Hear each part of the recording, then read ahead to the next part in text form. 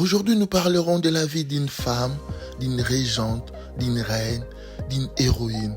Aujourd'hui, nous parlerons de la vie d'une femme qui a eu le courage de combattre la puissance coloniale britannique pour protéger son peuple. Aujourd'hui, nous vous emmenons dans un voyage fascinant à travers l'histoire d'une femme extraordinaire, Yaa Asantewaa, la reine guerrière de l'Ashanti. Son nom résonne encore aujourd'hui comme un symbole de courage, de leadership et de résistance face à l'oppression coloniale. Au cours de cette vidéo, nous explorerons sa jeunesse, ses batailles contre les forces coloniales britanniques et l'héritage qu'elle a laissé pour les générations futures. Bonjour et bienvenue sur votre chaîne Mémoire et Présent. Attachez vos ceintures et plongeons ensemble dans cette épopée inoubliable. C'est parti! Commençons par les origines de Yaa Asantewaa et le contexte du royaume d'Ashanti. Né en 1840 à Bissis, un village du royaume d'Ashanti, Yaa Asantewaa a grandi dans une famille royale influente. Le royaume d'Ashanti était à l'époque l'une des nations les plus puissantes d'Afrique de l'Ouest, un centre de commerce et de richesse, notamment grâce à ses vastes réserves d'or. Les femmes dans cette société matrilinéaire occupaient des rôles de premier plan, particulièrement au sein de la noblesse. Dès son plus jeune âge, Yaa Asantewaa s'est distinguée par son caractère déterminé. Un jour, alors qu'elle était encore adolescente, elle aurait défié une coutume de son village, insistant sur le fait que les lois doivent être justes pour tous, qu'il s'agisse des hommes ou des femmes.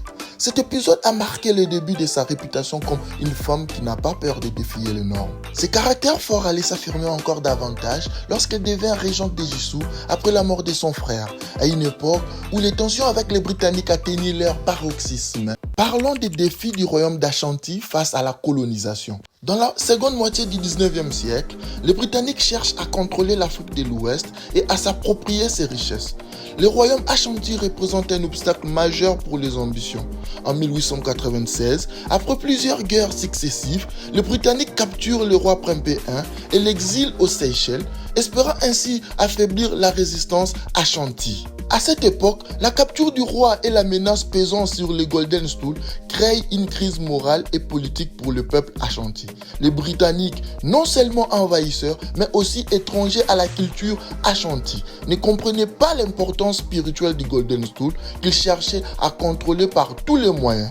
En ce qui concerne les Golden Stool c'est les trônes d'or, symbole sacré de la nation Ashanti. Imaginez que quelqu'un entre dans votre maison et vous demande de lui céder votre objet familial le plus précieux, celui qui incarne votre identité et votre héritage. Pour les Ashanti, c'était exactement ce qui représentait ces demandes. C'est ici que Yaa Asantewaa va prendre une décision historique. Cette situation de crise allait pousser Yaa Asantewaa à faire preuve de leadership sans précédent.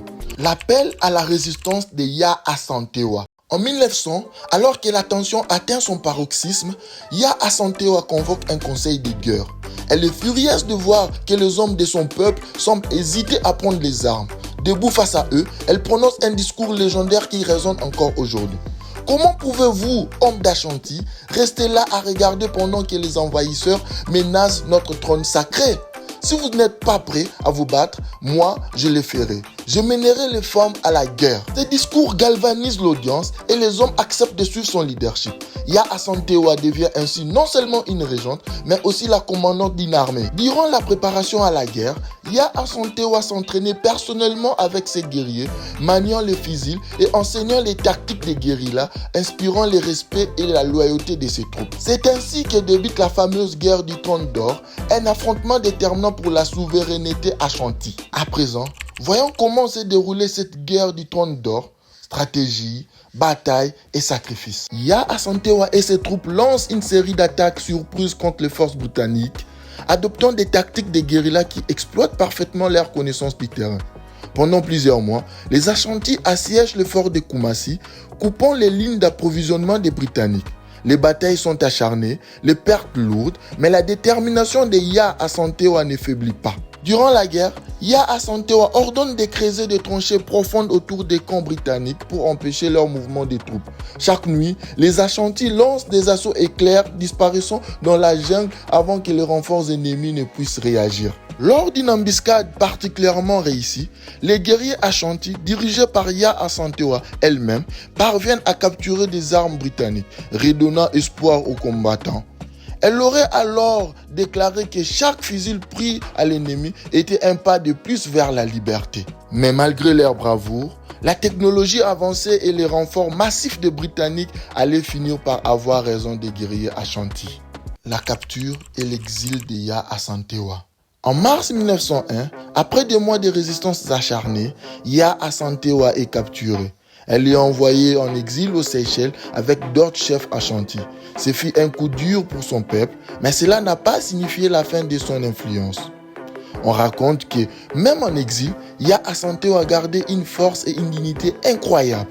Elle aurait déclaré à ses compagnons d'exil: « Tant que nous avons la mémoire, nous n'avons pas perdu la guerre. » Une parole qui inspirera des générations entières. Et justement, son héritage dépasse largement sa captivité. La question demeure: que reste-t-il aujourd'hui de la lutte de Yaa Asantewaa? Parlons de l'héritage et de l'impact de Yaa Asantewaa sur les générations futures.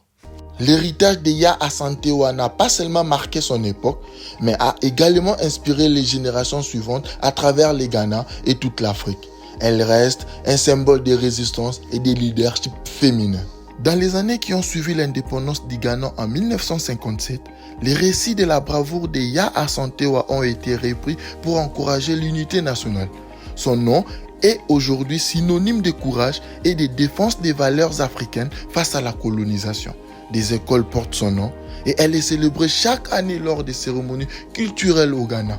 En 2000, lors du centenaire de la rébellion de Yaa Asantewaa, une grande célébration eut lieu à Kumasi. Des femmes vêtues de tenues traditionnelles ont défilé en portant des armes symboliques, rendant hommage à leurs ancêtres courageuses. Cet événement a rappelé à la jeunesse ghanéenne que leur histoire ne commence pas avec la colonisation, mais bien avant, avec des figures comme Yaa Asantewaa. Sa lutte n'était pas vaine, car elle a jeté les bases d'une conscience nationale et d'une fierté culturelle qui ont survécu à la colonisation. En conclusion, nous dirons que Yaa Asantewaa était plus qu'une reine, elle était une héroïne qui a su défendre l'honneur de son peuple face à des envahisseurs beaucoup plus puissants. Son exemple continue d'inspirer les jeunesses africains, leur rappelant que la lutte pour la justice et l'autodétermination est une mission noble et nécessaire. L'histoire de Yaa Asantewaa nous enseigne qu'il ne suffit pas de vaincre militairement un adversaire, mais que la véritable victoire réside dans la persistance de l'esprit et des valeurs. Que son courage continue de nous inspirer à lutter pour ce qui est juste, à nous rappeler que la véritable liberté s'obtient avec conviction et détermination. Merci de nous avoir accompagnés dans ce voyage à travers l'histoire de cette grande reine guerrière. Si cette histoire vous a inspiré, n'oubliez pas de vous abonner, de laisser un commentaire et de partager cette vidéo pour que l'esprit de Yaa Asantewaa continue de vivre et de guider les générations à venir.